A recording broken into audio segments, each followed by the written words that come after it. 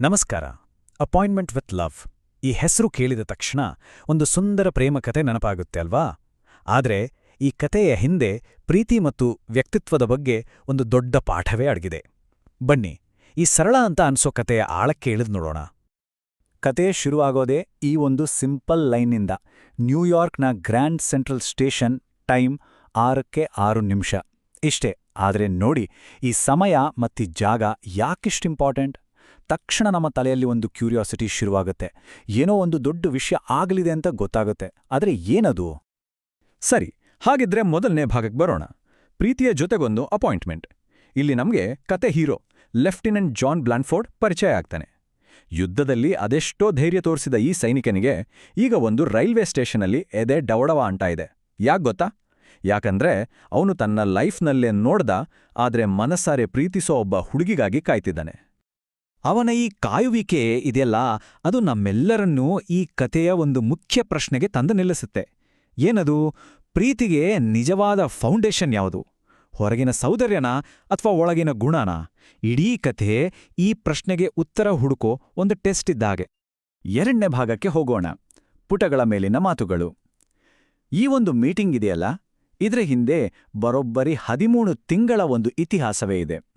ಅವರ ಸಂಬಂಧ ಶುರುವಾಗಿದ್ದು ಹೇಗೆ ಅಂತ ಅರ್ಥ ಮಾಡಿಕೊಂಡ್ರೆ ಮಾತ್ರ ಆ 6 ಗಂಟೆಯ ಕ್ಷಣಕ್ಕೆ ಯಾಕೆ ಅಷ್ಟೊಂದು ಬೆಲೆ ಅನ್ನೋದು ನಮಗೆ ತಿಳಿಯುತ್ತೆ. ಅವರ ರಿಲೇಷನ್ಶಿಪ್ ಇದೆಯಲ್ಲ, ಅದು ನೋಡಿ ಶುರುವಾಗಿದ್ದಲ್ಲ, ಬದಲಿಗೆ ಬರೀ ಮಾತುಗಳ ಮೇಲೆ, ಅಕ್ಷರಶಃ ಪತ್ರಗಳ ಮೂಲಕ ಶುರುವಾಗಿದ್ದು. 13 ತಿಂಗಳು ಯುದ್ಧದ ನರಕದ ನಡುವೆ ಬರೀ ಪತ್ರಗಳೇ ಅವರಿಬ್ಬರನ್ನು ಹತ್ರ ತಂದಿದ್ದು. ಅಂದಹಾಗೆ ಇದೆಲ್ಲ ಶುರುವಾಗಿದ್ದು ಒಂದೇ ಒಂದು ಪುಸ್ತಕದಲ್ಲಿ ಸಿಕ್ಕ ಹೋಲಿಸ್ ಮೈನೆಲ್ ಅನ್ನೋ ಹುಡುಗಿಯ ನೋಟ್ಸ್ನಿಂದ. ಎಷ್ಟು ವಿಚಿತ್ರ ಅಲ್ವಾ? ಹೋಲೀಸ್ ಬರೀ ಪತ್ರಗಳನ್ನ ಬರಿತಿರ್ಲಿಲ್ಲ. ಅವಳು ಆ ಪತ್ರಗಳ ಮೂಲಕ ಅವನಿಗೆ ಧೈರ್ಯವನ್ನೇ ಕಳಿಸ್ತಾ ಇದ್ಲು. ಯುದ್ಧದ ಅತ್ಯಂತ ಕರಾಳ ಕ್ಷಣಗಳಲ್ಲಿ ಅವಳ ಮಾತುಗಳು ಅವನಿಗೊಂದು ರೀತಿ ರಕ್ಷಾ ಕವಚದ ಹಾಗೆ ಕೆಲಸ ಮಾಡ್ತಿತ್ತು. ಅವಳ ಧ್ವನಿಯನ್ನು ಊಹಿಸ್ಕೊಂಡು ಅವನು ಸಾವಿನ ಭಯವನ್ನೂ ಕೂಡ ಮೆಟ್ಟಿ ನಿಂತಿದ್ದ. ಆದ್ರೆ ಇಲ್ಲೇ ಒಂದು ದೊಡ್ಡ ಟ್ವಿಸ್ಟ್ ಬರೋದು.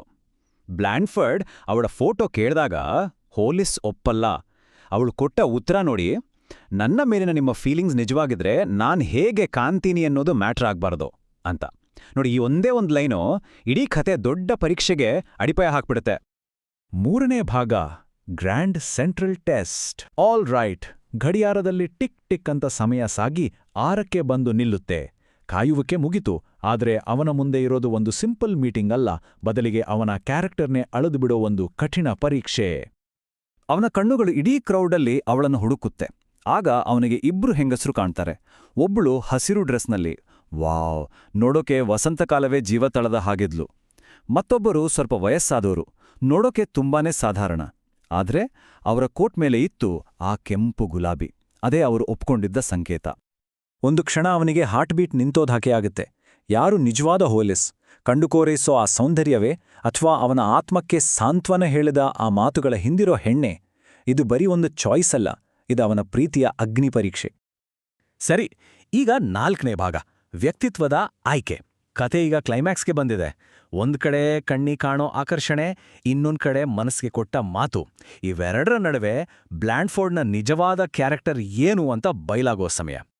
ಖಂಡಿತ ಅವನ ಮನಸ್ಸಲ್ಲಿ ನಿರಾಸೆ ಆಗಿರ್ಬೋದು, ಆದರೆ ಅವನ ತಲೆಯಲ್ಲಿ ಯಾವುದೇ ಕನ್ಫ್ಯೂಷನ್ ಇರಲಿಲ್ಲ. 1 ಸೆಕೆಂಡ್ ಕೂಡ ಅವನು ಯೋಚನೆ ಮಾಡಲಿಲ್ಲ. ಅವನು ತಗೊಂಡ ಸ್ಪೀಡ್ ಇದೆಯಲ್ಲ, ಅದೇ ಅವನ ವ್ಯಕ್ತಿತ್ವದ ಬಗ್ಗೆ ಎಲ್ಲವನ್ನೂ ಹೇಳ್ಬಿಡುತ್ತೆ. ಅವನ ಮನಸ್ಸಲ್ಲಿ ಒಂದು ಯೋಚನೆ ಬರುತ್ತೆ, ಓಕೆ, ಇದು ಬಹುಶಃ ನಾನು ಅಂದುಕೊಂಡ ಪ್ರೀತಿ ಆಗದೇ ಇರ್ಬೋದು, ಆದರೆ ಇದು ಅದಕ್ಕಿಂತಲೂ ಹೆಚ್ಚು ಬೆಲೆ ಬಾಳುವಂಥದ್ದು.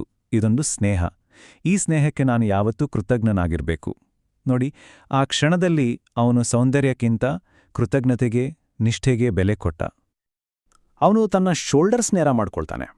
ಅದು ಸುಮ್ಮನೆ ನಿಂತ್ಕೊಳ್ಳೋ ಪೋಸ್ಟರ್ ಅಲ್ಲ, ಅದು ಅವನ ನಿರ್ಧಾರದ ದೃಢತೆಯ ಸಂಕೇತ.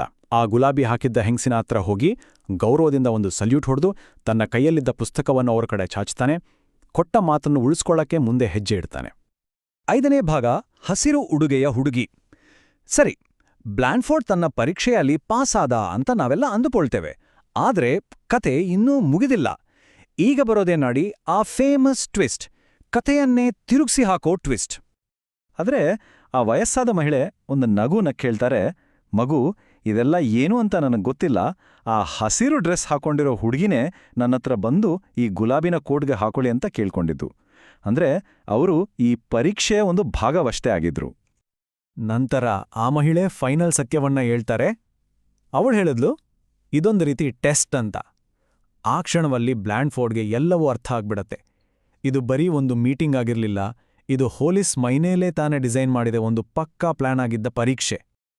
ಹೌದು, ಹಸಿರು ಡ್ರೆಸ್ನಲ್ಲಿದ್ದ ಆ ಸುಂದರ ಹುಡುಗಿಯೇ ನಿಜವಾದ ಹೋಲಿಸ್ ಮೈನೆಲ್. ಅವನು ತನ್ನನ್ನ ನೋಡಿದ ತಕ್ಷಣ ಇಷ್ಟಪಡ್ತಾನ ಅಥವಾ ತನ್ನ ಮಾತುಗಳ ಹಿಂದಿರೋ ಆತ್ಮವನ್ನ ಇಷ್ಟಪಡ್ತಾನ ಅಂತ ನೋಡಕ್ಕೆ ಅವಳು ಕಾಯ್ತಿದ್ಲು. ಸರಿಯಾದ ಆಯ್ಕೆ ಮಾಡಿ ಬ್ಲ್ಯಾಂಡ್ಫೋರ್ಡ್ ಬರೀ ಪರೀಕ್ಷೆಯಲ್ಲಿ ಪಾಸ್ ಆಗ್ಲಿಲ್ಲ, ಅವನು ನಿಜವಾದ ಪ್ರೀತಿಯನ್ನೇ ಗೆದ್ದ. ಹಾಗಿದ್ರೆ ಈ ಕಥೆಯಿಂದ ನಮ್ಗೆ ಸಿಕ್ಕೋ ಪಾಠವಾದ್ರೂ ಏನು? ಇದು ಕೆಲವು ಟೈಮ್ಲೆಸ್ ಸತ್ಯಗಳನ್ನ ನೆನಪು ಮಾಡುತ್ತೆ. ಮೊದಲನೇದಾಗಿ, ನಮ್ಮ ನಿಜವಾದ ವ್ಯಕ್ತಿತ್ವ ಬಯಲಾಗೋದು ನಾವು ಕಷ್ಟದ ಆಯ್ಕೆಗಳನ್ನೆದುರಿಸಿದಾಗ ಮಾತ್ರ. ಎರಡನೇದಾಗಿ, ನಿಜವಾದ ಸಂಬಂಧಗಳು ಕಟ್ಟೋದು ಹೊರಗಿನ ನೋಟದಿಂದಲ್ಲ, ಒಳಗಿನ ಒಂದೇ ತರಹದ ಯೋಚನೆ, ಮೌಲ್ಯಗಳಿಂದ. ಕತೆ ಮುಗಿದ ಮೇಲೂ ನಮ್ಮ ತಲೆಯಲ್ಲಿ ಓಡೋ ಒಂದು ಕೊನೆಯ ಪ್ರಶ್ನೆಯನ್ನ ಈ ಕತೆ ಬಿಟ್ಟು ಹೋಗುತ್ತೆ. ಹೋಲಿಸ್ ಮಾಡಿದ್ದು ವ್ಯಕ್ತಿತ್ವವನ್ನ ಅಳೆಯೋ ಒಂದು ಅದ್ಭುತ ಪರೀಕ್ಷೆನಾ, ಅಥವಾ ಅದು ಅವಳೊಳಗಿದ್ದ ಯಾವುದೋ ಒಂದು ಅಭದ್ರತೆಯಿಂದ ಮಾಡಿದ ಕೆಲ್ಸನಾ? ಇದರ ಬಗ್ಗೆ ಯೋಚನೆ ಮಾಡಿ ನೋಡಿ.